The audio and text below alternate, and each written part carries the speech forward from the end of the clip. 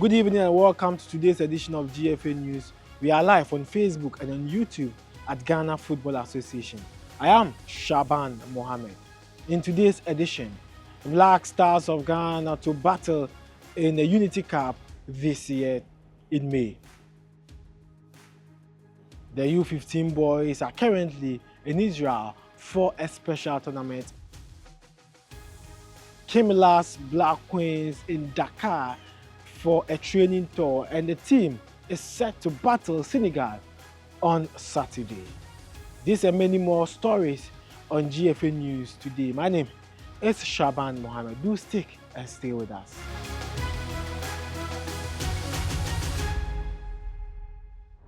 To the main stories, we start with the Black Stars of Ghana. And Ghana, Jamaica, Nigeria, and Trinidad and Tobago would battle in London for a Unity Cup 2025. Tuesday, 27th, will feature the Reggae Boys of Jamaica and Trinidad and Tobago. And the Black Stars will battle their West African brothers, Nigeria, on 28th May. And the final day of the tournament will be on 31st May 2025. Communications Director of the Ghana Football Association, Mr. Henry Asantichum, has got us all the details.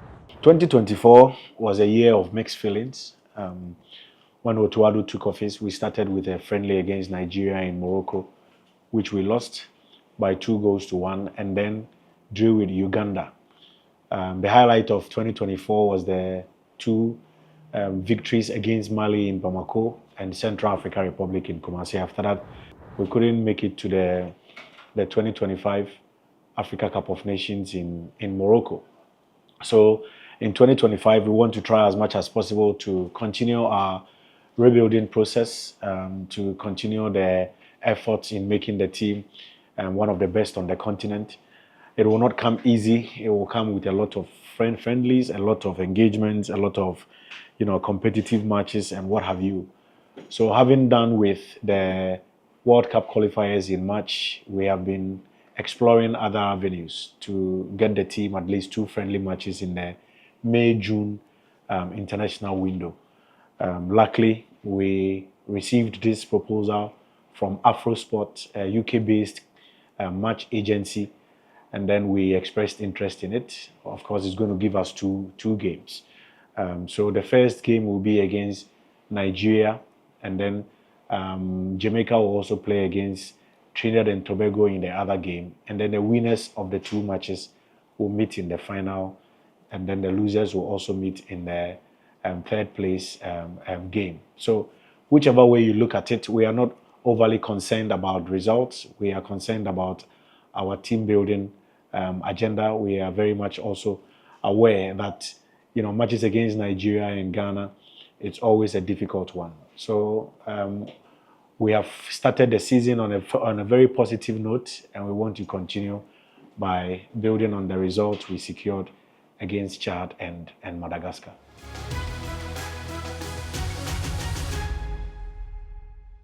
Ghana U15 boys in Israel for Mundialito tournament, and Ghana U15 boys departed Accra on Monday for the prestigious Mundialito Invitation Tournament. The games are scheduled to take place from April 2nd to 6th. The GFA Communications Director, Mr. Henry Asantichum, gives us all the insight around the invitation tournament and also give us more on why the GFA believes this is the best for the U15 boys. You know that we formed new national teams. We have U15 boys, U15 girls. We have U16, who will now progress to the under-17, the Black Starlets. We have U18, U19, U21, U23, and then the main senior national team, the Black Stars. Now, the exciting thing is that these national teams cut across. It's not only limited to boys, it's not limited to the girls. It cuts across the 2 sexes. So the U15 team have been working.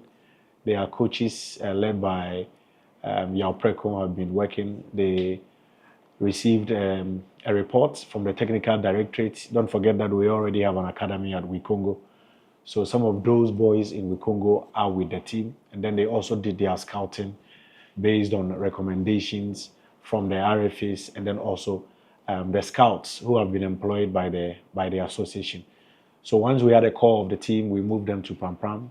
They've been in Pram Pram for the past 3 weeks, and they have traveled to Israel for one of the best, juvenile tournaments in the world, which is taking place in Israel from April 2 to April 7. We think that exposure is important. We think that, around this time to give the boys the right coaching and the right tuition is extremely important. So they are in Europe. They will play against some of the best teams in Europe. As far as this tournament is concerned, that will not be the end. When they return, they will continue to go to camp, stay in camp, play local friendlies until another opportunity comes up in Europe.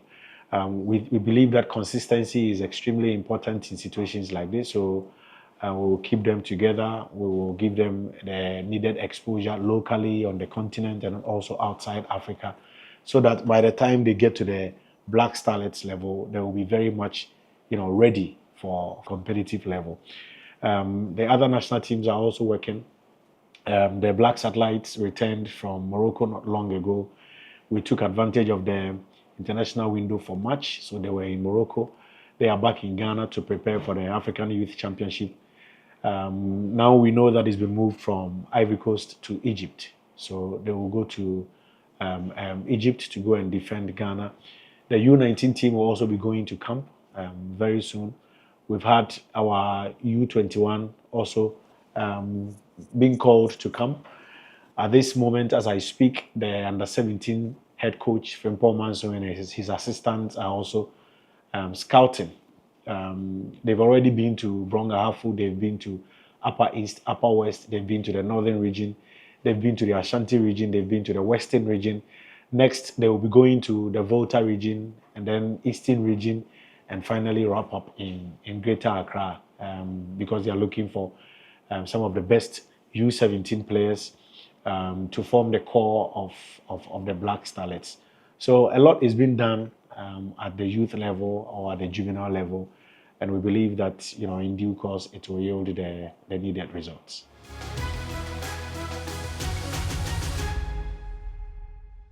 Let's do more on the Black Queens, and they are currently in Senegal for training tour. Head coach Kim Las has officially announced a squad for the training tour, and we have Ernestina Bimbila returning in the squad alongside Princess Owusu. But let's officially look at the team for the training tour. Goalkeeper Cynthia Finbib in the squad, and Azakes lady shotstopper Grace Bwedu Banwa also makes the team. She has a total of 13 clean sheets this season, and the shotstopper with the most clean sheets, Kerry McCarthy of Kumasi Sports Academy, also in the squad, and Anastasia Achian, Justice Trinebua, Portia Boache also in the squad. Princess Owusu, like I mentioned earlier on, in the squad, and Stina Bimbila also makes the team. Suzanne Dia, Nina Noshi, Azuma Bugili, Felicity Esiakon of Police Ladies, Jacqueline Owusu,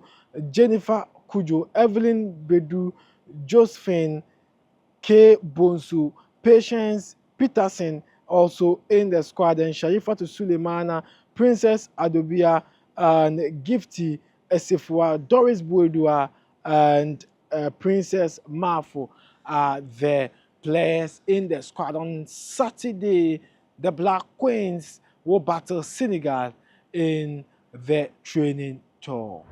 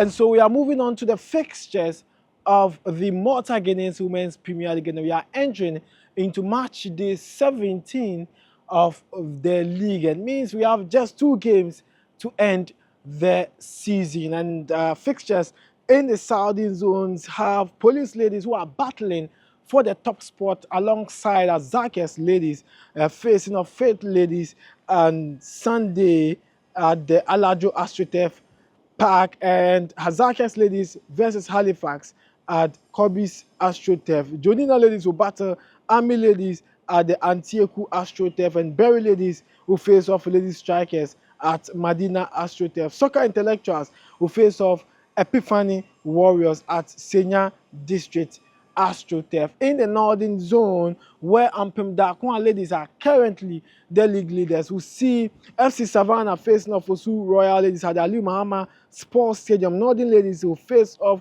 Supreme Ladies at the Aliu Mahama Sports Stadium, and Kumasi Sports Academy battle Praises Ladies at the Bantama AstroTurf. Ampem Dakwa Ladies face Temale Super Ladies at the Ohini Ameya Park. And the final game is on Monday between Sunshine and Ladies versus Dreams Ladies. These are the fixtures of the Malta Guineans Women's Premier League. We are entering into the Access Bank Division 1 League match day 22, and in the Zone 1A and B, we have Northern Ladies who face Wasori Nonte at Aliu Mahama Stadium. Wapawa face off Yepe FC at Malik Jabel Stadium. Tamale City facing Wale Catholic Stars at the Aliu Mahama Stadium. And on Monday, Victory Club Warriors versus Real Tamale United at the Wenchi Methodist Sports Complex. And in Zone 1B, 11 Wonders versus Mighty Royals, Techima Liberty Youth versus CAC Soccer Academy, Bofo Akwatano versus DBB, and Doma Unity FC versus Techiman Heroes. In the Zone 2, Rose Park versus Mysterious Dwarfs, and Rose Park are second place with just 1 point separating them from the top, and that is Swedro All Blacks. And Asekem versus Seychelles Stars, UCC Youngsters will battle New Dubiasi United. Bekwa Heroes will face off Swedro All Blacks. Sky FC versus Future Stars. King Faisal versus Elimina Sharks. Soccer Intellectual versus Park Academy, and Zema Kotok on Monday versus Second D 11 Wise. In the Zone 2, we have Swedro All Blacks leading with 48 points, while Rose Park set second place with 47 points. And this weekend, Swedro All Blacks will travel to Bekwa Heroes, and Rose Park will stay at home versus Mysterious Dwarfs. And these are the big games in Zone 2. And in Zone 3, FC Nania will battle True Democracy, Golden Kings versus Atram Divisa, and Great Olympics versus Akacho Stars, Kotokuro also Co-United, Kofodia Sempefi versus Nagod, Kings Palace versus Rainmasters, Hoho United versus Home Stars, and on Monday, Interallies versus second place team Port City. And if you look at Zone 3, it is Hoho United who are currently the league leaders, and Port City sits second place with 4 points separating them from the top.